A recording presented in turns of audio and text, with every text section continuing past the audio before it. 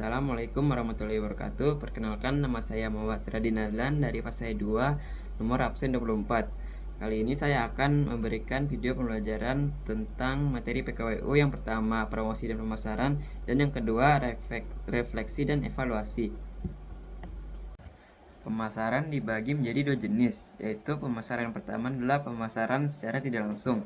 Pemasaran secara tidak langsung merupakan strategi mempromosikan produk atau jasa dengan menyentuh pikiran dan perasaan konsumen secara tidak langsung. Contohnya iklan, humas, program tanggung jawab sosial perusahaan, dan pemasaran via internet. Lalu pemasaran yang kedua adalah pemasaran langsung. Pemasaran langsung merupakan metode pemasaran di mana pengiklan mendekati pelanggan potensial secara langsung untuk menawarkan produk atau jasa. Contohnya adalah penjualan lewat telepon, pengiriman email, iklan outdoor, penggunaan kupon, distribusi katalog, leaflet. Pemasaran langsung ini memberikan beberapa manfaat bagi pelanggan dan juga penjual. Manfaat pemasaran langsung bagi pelanggan adalah yang pertama, rasa senang, nyaman, dan juga bebas dari pertengkaran. Yang kedua, hemat waktu, dan yang terakhir, pemilihan barang dagangan lebih banyak. Sedangkan manfaat bagi penjual adalah menekan biaya, meningkatkan pencapaian dan efisiensi. Dan yang kedua, dapat ditentukan waktunya. Selanjutnya ada basis data pemasaran, yaitu kumpulan data terorganisir berisi informasi lengkap tentang calon pelanggan ataupun pelanggan, meliputi data geografis, demografis, psikografis, dan perilaku. Contoh dari saluran pemasaran langsung adalah surat langsung dan pemasaran katalog. Selanjutnya ada konsep dan strategi pemasaran. Pemasaran adalah kegiatan yang meliputi perencanaan, penentuan harga, produk, distribusi, dan promosi untuk mencapai target penjualan. Tujuan utama dari pemasaran adalah meningkatkan dan mempertahankan laba melalui peningkatan penjualan dengan pemasaran yang intensif dan berkelanjutan. Pemasaran memiliki serangkaian proses, yaitu yang pertama analisis kesempatan pasar, yang kedua penentuan pasar sasaran, yang ketiga menetapkan strategi persaingan, yang keempat mengembangkan sistem pemasaran, yang kelima mengembangkan rencana pemasaran, dan yang terakhir melaksanakan dan mengendalikan rencana pemasaran yang telah disusun.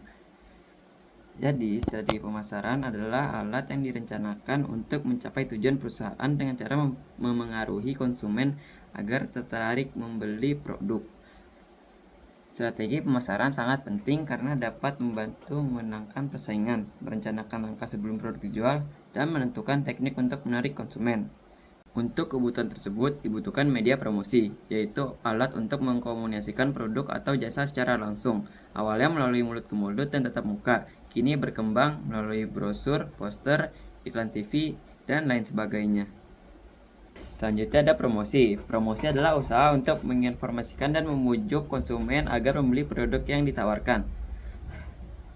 Promosi memiliki beberapa metode, yaitu metode yang pertama adalah metode periklanan, lalu metode yang kedua adalah personal selling, yang ketiga publisitas, dan yang terakhir promosi penjualan. Tujuan dari promosi adalah yang pertama memberikan informasi tentang produk kepada konsumen, yang kedua menyampaikan persepsi dan pemahaman produk, yang ketiga mendorong dan membujuk konsumen untuk membeli serta membeli produk, keempat mengimbangi kelemahan dalam bauran pemasaran lain, dan yang terakhir menanamkan citra positif produk atau perusahaan. Selanjutnya ada evaluasi usaha. Evaluasi usaha adalah aktivitas analisis kinerja usaha dengan membandingkan rencana awal dengan hasil akhir. Tujuan dari adanya evaluasi adalah mengetahui apakah usaha memenuhi kewajiban seperti pembayaran bunga modal, upah, dan kewajiban kepada pihak ketiga. Lalu yang kedua mengidentifikasi kemajuan atau kemunduran usaha. Lalu yang ketiga menentukan langkah perbaikan atau pengembangan usaha. Lalu yang keempat menetapkan target usaha selanjutnya. Tahapan evaluasi kelaikan usaha fokus pada aspek yaitu pasar, teknis, dan yang terakhir finansial. Kemudian ada laporan kegiatan usaha. Fungsi dari laporan kegiatan usaha adalah yang pertama pertanggungjawaban dan pengawasan. Lalu yang kedua menyampaikan informasi penting. Yang ketiga bahan pengambilan keputusan. Yang keempat alat komunikasi untuk meyakinkan investor dan pihak lain.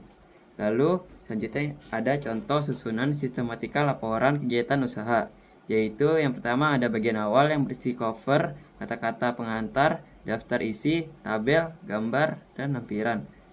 Lalu yang kedua bab 1 ya, pendahuluan yang berisi latar belakang, tujuan, kegunaan, dan kajian teori. Lalu yang selanjutnya bab 2 isu utama yang berisi rencana kegiatan, proses pelaksanaan, dan laporan keuangan, laba rugi, neraca, perubahan modal.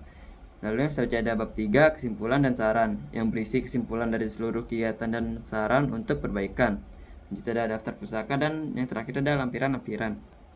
Kemudian ada teknik penyusunan laporan. Pertama, laporan harus disusun secara sistematis, cermat, dan logis.